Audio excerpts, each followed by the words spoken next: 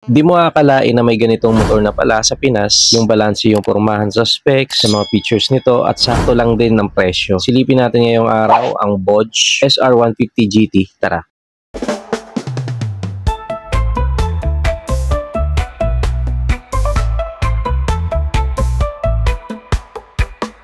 Nandito tayo ngayon sa LGM Antipolo para i-review ang Bosch SR150 GT. Sa tapat lang ito ng Itares. Paki-like ng video mga boss bago tayo magpatuloy. Let's go! Tingnan natin ang looks ng Bosch SR150 GT. Ang sporty ng datingan nito kasi maraming detail. May mga deep lining at edges din. Maxi scooter ito, may malapad na front face. May windshield na tinted. Gusto ko yung sukat ng kanyang windshield kasi sakto lang. Hindi masyadong mahaba or hindi din masyadong malapad. Sakto lang. May komportable footboard para sa mga rider dahil pwede tayo ditong mag-stretch out sakaling mangalay man tayo sa mahabang biyahe dahil mayroong extension yung kanyang footboard. Sa upuan naman ito, medyo malambot din, makapalang cushioning. May mga stitches din ito na ayos din, dagdag sa disenyo ng upuan, parang nagsilbing division ng upuan ng rider at ng back ride. Sa kanya namang grab bar, parang top box bracket ready na. Malapad din yung kanyang back ride foot peg, kaya hindi lang ang rider yung komportable, maging kanyang back ride ay komportable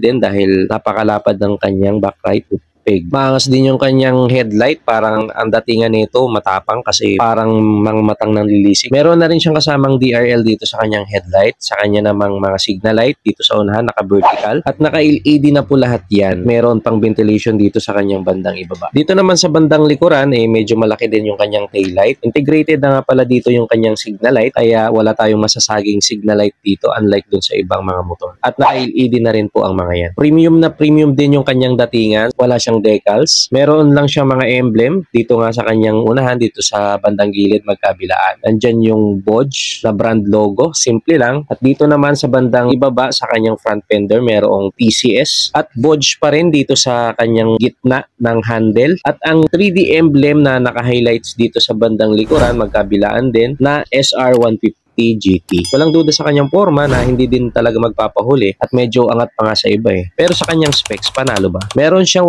149.6cc engine displacement to be exact. Single cylinder, single overhead cam, 4-stroke, 2-valve kaya matipid pa sa gas at naka-FI pa kaya bukod sa matipid sa gas ay maganda pa ang kanyang performance. Naka-liquid cooled na rin ito na subok pang long ride na may maximum power naman na 10.5 kW at 8,500 RPM at 40 Nm of torque at 6,500 RPM naman. 10.6:1 ang kanyang compression ratio at 57.3/58 naman ang kanyang bore and stroke. Ang starting system nito ay electric CVT automatic. Keyless na rin pala ang motor na to at katabi nito ang dalawang button. Kung bubuksan natin ang tangke na located naman dito sa kanyang bandang gitna sa unahan, kaya napaka-convenient nito kung magpapagas tayo, hindi na kailangan nating tumayo pa. So pihitin lang natin ito at mabubuksan na yung kanyang tank cap na may tank capacity na 8 liters at meron namang 50 to 55 km per liter ang kanyang gasoline consumption. At ang isang button naman dito ay para naman buksan ang ating underseat compartment. Kasya ang mga importanteng bagay kagaya ng papeles, payong, kapote o tsinelas. Hindi man magkasya ang full face na helmet pero ang half face na helmet ay sigurado namang magkakasya. At meron din naman siyang helmet hook dito kung trip natin na isabit yung ating mga helmet. Klaro at malinaw nating makikita ang mga basic na info indicator sa motor na to at madali din natin maintindihan dahil naka full LED na po ang instrument panel nito. Ang mga switches naman nito sa kaliwa, nandyan ang passing light, high and low, hazard, turn signals at ang kanyang busina. At sa kanan naman, nandyan yung engine kill at ang electric starter. Meron din siyang front storage dito sa kanyang bandang unahan. Sa left side, meron siyang takip. Kasyang-kasya dito yung ating mga mobile phone dahil pwede rin naman kasi tayo dito mag-charge dahil meron na rin siyang USB charging port. Safe na safe tayo dito pag nagmamaneho dahil bukod sa naka-dual ABS na ang preno nito ay meron pa siyang TCS or traction control system. Naka-dual ABS kaya hindi basta-basta maglalak ang ating mga preno kapag biglaan nating napihit yung ating mga brake lever. Usually kasi pag walang ABS ang preno natin, maglalak ito at ahantong sa pagkadulas ng gulong at worst kung masemplang pa tayo. Ang TCS naman or traction control system ang nagpapasynchronize sa kanyang mga gulong.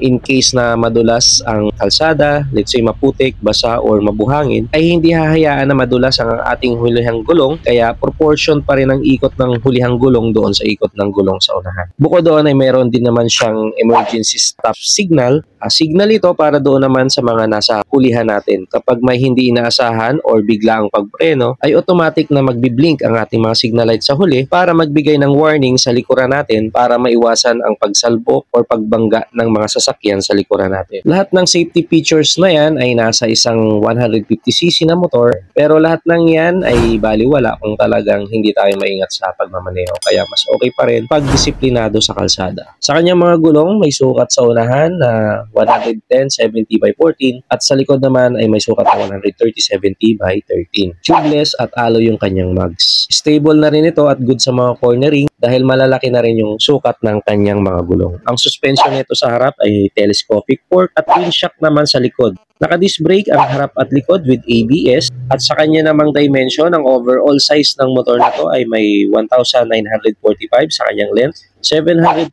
naman sa kanyang width at sa kanyang height ay may 1,265 mm. 1,320 mm naman ang kanyang wheelbase at 135 kilograms ang bigat ng motor na to. So sakto lang sa kanyang displacement, kaya madali lang ito imaneho at may isisingit kapag ka-traffic. Gusto ko rin ang ground clearance niya kasi 140 mm na. Kumbaga safe ito sa mga higanteng humps ng Pinas at malulubak na kalsada. Hindi basta-basta sa side ang ilalim kasi ang 140 mm ay mataas na po yan. Sa kanya namang seat height, nung sinukat natin, sakto lang din sa average height ng mga Pinoy. Ang height natin ay 5'6" kung gusto nyong reference. At hindi tayo nahirapan na abutin ang sahig. Palagay ko, komportable pa rin dito ang may height na 5'4". Malalambot din yung kanyang upuan nung trinay nating upuan. At sa SRP naman ng Bosch SR150 GT ay nagkakahalaga ng 120,000 pesos. At nandito yan sa LGM Antipolo sa harap lang ng Inares. So sa inyong palagay, sulit ba ang Bosch SR150 GT sa kanyang specs at features? Comment nyo nga sa ibaba. So that's it for today's vlog. Kung umabot ka sa huling bahagi ng ating video ay huwag mo nang kalimutang mag-like. Pag-subscribe na rin kung gusto mong ma-update sa mga susunod pa nating video. So that's it for today. Thanks for watching. Bye-bye.